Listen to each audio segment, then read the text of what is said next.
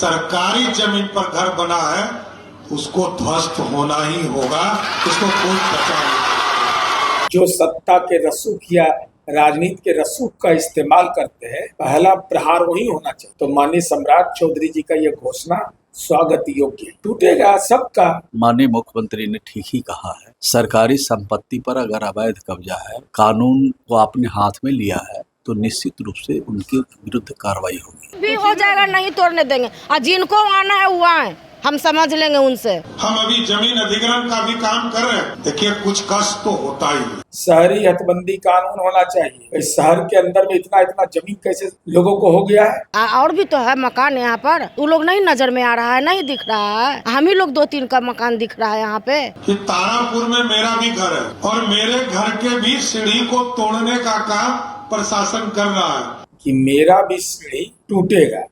कानून को निर्मम होना चाहिए, कानून का पालन करता निर्मम होना चाहिए। हम लोग का अपना प्राइवेट जमीन है, कोई सरकारी में नहीं, हम लोग का रास्ता भी प्राइवेट है। नीतीश कुमार जी के 21 साल के शासन में भी कार्रवाई हुई है, और जो अवैध रूप से सरकारी संपत्ति पर कब्जा किए हुए, जमीन कब्जा किए हुए, मकान कब्जा किए हुए, तो उस पर उनके विरुद्ध कार्रवाई हुई है। दे रहे हैं, टैक्स दे रहे हैं, पानी का है, बिजली बिल भर रहे हैं, सब मेरा कागज अप टू डेट है। आप लोग कहिएगा तो हम दिखाएंगे।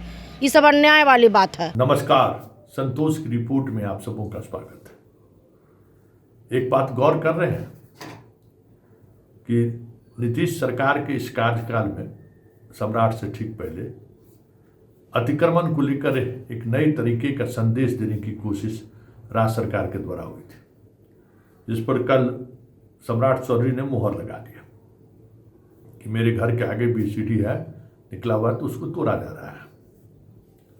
समझ गए ना, गांव में इनका तोड़ा जा रहा है। हाँ, गजबे हाल है।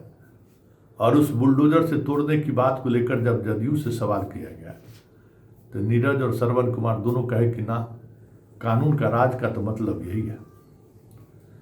मतलब 20 वर्षों से इस प्रदेश में कानून का राज नहीं था। पूरे नीतीश कुमार के शासनकाल में पटना में अतिक्रमण करके बड़े बड़े अपार्टमेंट और बिल्डिंग बना दिए गए। उस समय कानून का राज नहीं था। अब कानून का राज स्थापित करने के लिए ये बुलडोजर से मकान तोड़ेंगे, बनवाए भी और तोड़वाएंगे भी। नुकसान किसका होगा? आम लोगों का। तो जरा सुन लीजिए, बात हम करेंगे कि इसके पीछे का खेल क्या है, लेकिन सुन लीजिए कि ये जो अतिक्रमण हटाने के पीछे की साजिश या खेल सरकार क्या खेल रही है, उसको समझने के लिए पहले इन तीनों का बयान सुन लीजिए। हम अभी जमीन अधिग्रहण का भी काम कर रहे हैं। देखिए कुछ कष्ट तो होता ही है। मैं अभी, मेरे को रिपोर्ट मिला पिछले 1 सप्ताह पहले कि तारापुर में मेरा भी घर है और मेरे घर के भी सीढ़ी को तोड़ने का काम प्रशासन कर रहा है। इसलिए किसी का भी जमीन निजी है तब तो कोई दिक्कत नहीं, लेकिन यदि सरकारी जमीन पर घर बना है उसको ध्वस्त होना ही होगा, उसको कोई बचा नहीं। क्योंकि जनता की अपेक्षा है, सुंदर बिहार बनाना है, विकसित बिहार बनाना है। माननीय सम्राट चौधरी जी का यह कथन कि मेरा भी सीढ़ी टूटेगा, कानून को निर्मम होना चाहिए, कानून का पालन करता निर्मम होना चाहिए। जाति, धर्म, वंश, गोत्र, पार्टी के आधार पर भेदभाव नहीं कानून का राज है। तो वही तो चरितार्थ हो रहा है कि राजस्व के मामले में अतिक्रमण अगर है, इसको सार्वजनिक रूप से स्वीकार करने में कोई हिचक नहीं है। जो सत्ता के रसूख या राजनीति के रसूख का इस्तेमाल करते हैं, पहला प्रहार वही होना चाहिए। तो माननीय सम्राट चौधरी जी का यह घोषणा स्वागत योग्य है। टूटेगा सबका। तो बहुत लोग जो सोच रहे थे कि नहीं मेरा कुछ बिगड़ेगा, और धनार्जन करने का जो तरीका बनाया गया है, भाई किसकी संपत्ति कौन लिखवा लेता है दान पात्र में, ये सक्षम कानून बनाना चाहिए। इस संबंध में शहरी हदबंदी कानून होना चाहिए। भाई शहर के अंदर में इतना जमीन कैसे लोगों को हो गया है। राजनेताओं को उनकी संपत्ति को जब्त करना चाहिए और अनाथालय बनवा। खुल के बोल रहा हूं मैं, भाई ये कहाँ से आया कौटिल्य नगर का जमीन? कितना वेतन था एक एमएलए को, एक मुख्यमंत्री को? कितना महुआ बाग में था? धन कहाँ से आया? केवल मकान का डेटा नहीं लीजिए, धन का स्रोत कहाँ से आया है, इस पर गंभीर प्रहार जिस दिन हो जाएगा, गरीबों को सुकून मिलेगा कि न्याय मिला। हमको रहने को घर नहीं है, बसेरा नहीं है, और हमारे नाम पर नेतागिरी करने वाले लोग महल बना रहे हैं। एकदम निर्मम तरीके से और बाजाबता नोटिस बोर्ड लगा देना चाहिए। कैसे संपत्ति आया, पूरी विधिक प्रक्रिया पूरी करके एकदम निर्मम तरीके से करना चाहिए। बिहार की जनता क्या यही जनादेश भी है? देखिए, माननीय मुख्यमंत्री ने ठीक ही कहा है।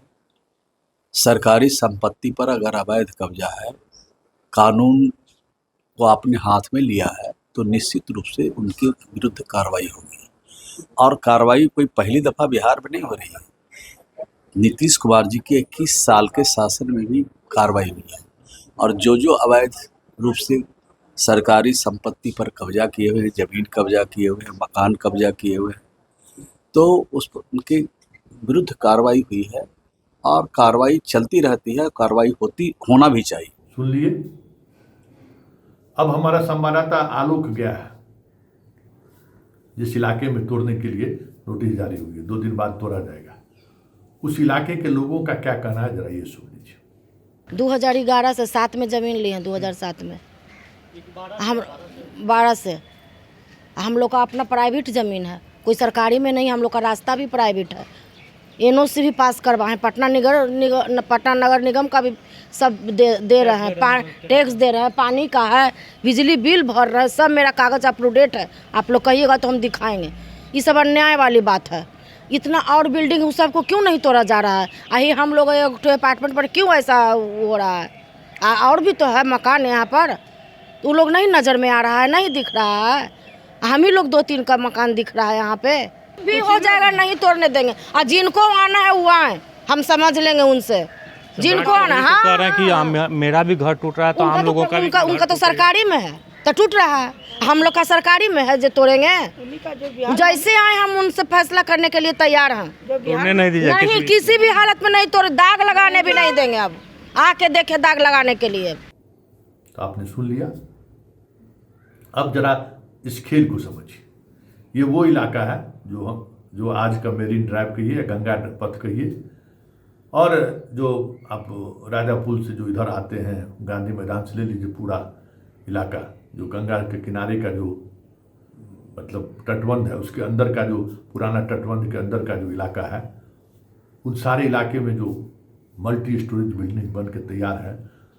हालांकि कई वर्षों से काम रुकी हुई है, लेकिन बन गया। उसमें जितने बैंक से लोन लेकर लोगों ने घर लिया, बहुत तरीके के लोगों का पैसा उसमें फंस गया है। अब वो सब तोड़ा जाएगा। तो क्या ये जो नीरज बाबू या सम्राट चौधरी भी नगर विकास मंत्री रहे हुए हैं, या श्रवण कुमार जो कह रहे हैं कि कानून का राज स्थापित करने के लिए इस तरीके की कार्रवाई जरूरी है, तो वो क्यों नहीं कह रहे हैं कि जिस समय में निर्माण का कार्य शुरू हुआ उस समय में सरकार कहाँ सोई हुई थी? तो मानते हैं कि लालू के शासनकाल से और नीतीश के शासनकाल में खास करके सरकारी या कहिए कि ऐसी भूमि पर कब्जा जारी रहा जो सरकार की ज़मीन है, या सरकार जिस की ज़मीन, क्या मतलब, अब गंगा के किनारे की ज़मीन है उसको आप कब्जा कर, गंगा की ज़मीन है, आप उस पर बिल्डिंग बना दिए। इसके लिए कौन जिम्मेवार होगा? कैसे उतना मल्टी स्टोरेज बिल्डिंग बन गया? कैसे 8 फ्लोर तक बन गया? बिल्डर तो कमा के चला गया, भूमाफिया बेच कर तो चला गया, फंस गए आम लोग। तो इस आम लोग के फंसने का जिम्मेवार कौन है? तो ये सारी कवायद जो आप देख रहे हैं ना, वो कवायद है कि भूमाफिया पैसा कमा कर निकल गया, बिल्डर्स पैसा कमा कर निकल गया। अब हमारे आपके जैसे जो मेहनत कश लोग हैं वो फंस गए, और उसके बाद फंस गए तो फिर क्या होगा तो आप सोच ही सकते हैं। अल्टीमेटली प्रभावित तो जनता ही हुआ। ये अतिक्रमण हटाने के नाम पर कोई जनता थोड़ी गए थे अतिक्रमण करने के लिए, माफिया ने ये सारा खेल खेला है। लेकिन उससे बड़ा खेला ये है कि मेरीन ड्राइव से लेके और गंगा तटबंध के बीच की जो जमीन है ना, उसको लेकर बड़ी खेला हो रहा है। देखते चलिए सरकार जो नहीं है ना क्या क्या करती है, लेकिन इतना तो तय है कि हमारे बिहार की जमीन पर किसी की नज़र तो है, और ये नज़र इतनी गहरी है कि जब तक समझे तब तक सारा कुछ लूट जाए तो कोई बड़ी बात नहीं होगी जनाब।